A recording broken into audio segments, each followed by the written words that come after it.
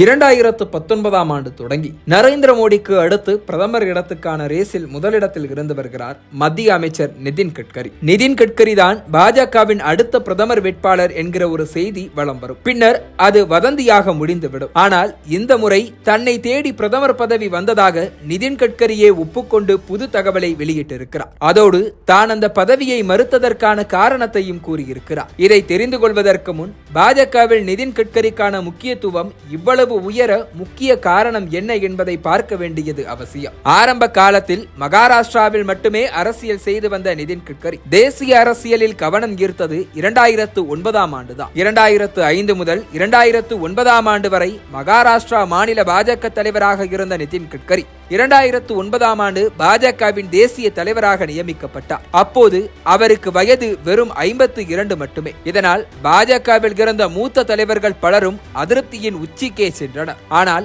RSS செல்லப்பிள்ளையாக இருந்த நிதின் கட்கரியை பகைத்துக் கொள்ள யாரும் தயாராக இல்லை. நிதின் கட்கரியை இரண்டாவது முறை அதே தலைவர் பதவியில் அமர்த்தும் நோக்கத்துடன் 2012ஆம் ஆண்டு பாஜகவில் பைலாவிலேயே திருத்தம் கொண்டு வரப்பட்டது. அந்த அளவுக்கு RSS மற்றும் பாஜகவில் கட்கரியின் ஆதிக்கம் இருந்தது. ஆனால் 2013ஆம் ஆண்டு அவர் மீது எழுந்த ஊழல் குற்றச்சாட்டுகளால் தானாகவே பதவி விலகும் நிர்பந்தம் நிதின் கட்கரிக்கு ஏற்பட்டது. 2014ஆம் ஆண்டு நடந்த மக்களவை தேர்தலுக்கு பிறகு பிரதமர் மோடியின் முதல் அமைச்சரவையில் நிதின் கட்கரிக்கு இடம் கொடுக்கப்பட்டது. கப்பல் போக்குவரத்து, சாலை போக்குவரத்து என பணம் புழங்கும் பெரும் துறைகள் அவர் பக்கம் இருந்தன. இதனால் ஒருவேளை பிரதமரை மாற்ற வேண்டிய சூழல் ஏற்பட்டால் நிதின் கட்கரி அந்த இடத்துக்கு வருவார் என்கிற செய்திகளும் வெளியாகின. இந்த நேரத்தில் தான் அவரது அதிகாரப்பூர்வ குடியிருப்பில் ஒட்டு கேட்பதற்காக ரகசிய கருவி பொருத்தப்பட்டிருந்ததாக சண்டே கார்டியன் செய்தி வெளியிட்டது.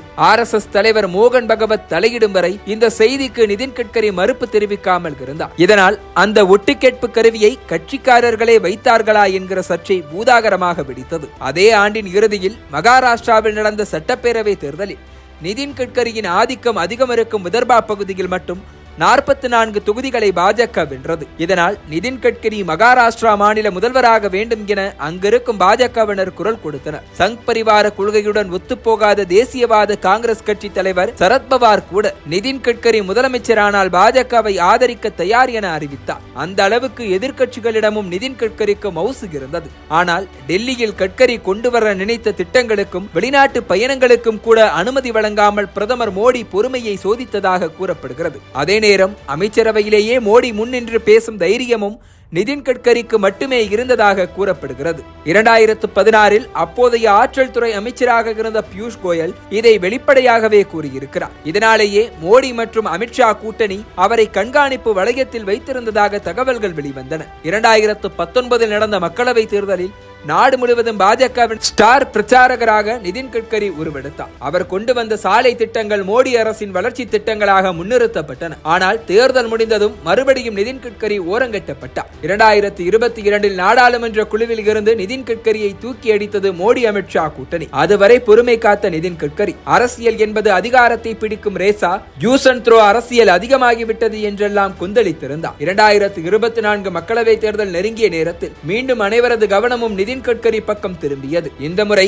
பாஜக தொண்டர்களோடு சேர்த்து எதிர்க்கட்சிகளும் கூட நிதின் கட்கரிக்கு ஆதரவாக நின்றன. சி ஓட்டர் நடத்திய கருத்து கணிப்பு ஒன்றில் அடுத்த பிரதமராக நிதின் கட்கரி தேர்வாக 16 விழுக்காடு பேர் ஆதரவு தெரிவித்திருந்தனர். போதாக்குறைக்கு அவரது பெயரில் ஒரு முழுநீள படமே வெளியானது. ஆனால் நிதின் கட்கரியின் சொந்த தொகுதியான நாக்பூரில் கூட அவரது புகைப்படங்களை தவிர்த்துவிட்டு பிரச்சாரத்தை தீவிரப்படுத்தியது பாஜக தலைமை. தேசிய அளவிலான பிரச்சாரத்திலும் கட்கரியின் பெயர் நீக்கப்பட்டது. பிரதமர் மோடிக்கு எதிராக நிதின் கட்கரி வளர்வது பிடிக்காமல் முடக்கப்படுவதாக பேச்சுக்கள் எழுந்தன. இந்த நிலையில்தான் நிதின் கட்கரி தற்போது மனம் திறந்திருக்கிறார். நிகழ்ச்சி ஒன்றில் கலந்து கொண்ட நிதின் கட்கரி தான் பிரதமராவதற்கு எதிர்க்கட்சி தலைவர்கள் ஆதரவு அளிப்பதாக வாக்குறுதி அளித்ததாகவும் ஆனால் தான் அதை மறுத்துவிட்டதாகவும் கூறியிருக்கிறார். ஆதரவு கொடுத்த தலைவரின் பெயரை வெளியிடாத கட்கரி, நீங்கள் ஏன் என்னை ஆதரிக்க வேண்டும், உங்கள் ஆதரவை நான் ஏன் ஏற்க வேண்டும் என அவரிடமே கேள்வி எழுப்பியிருக்கிறார். பிரதமராக வேண்டும் என்பது எப்போதும் என் இலக்காக இருந்தது இல்லை. அதனால் நான் என் கட்சிக்கு விசுவாசமாக இருப்பேன் என கூறி எதிர்க்கட்சிகளின் ஆதரவை நிராகரித்ததை முதன்முறையாக வெட்ட வெளியில் கூறியிருக்கிறார் நிதின் கட்கரி.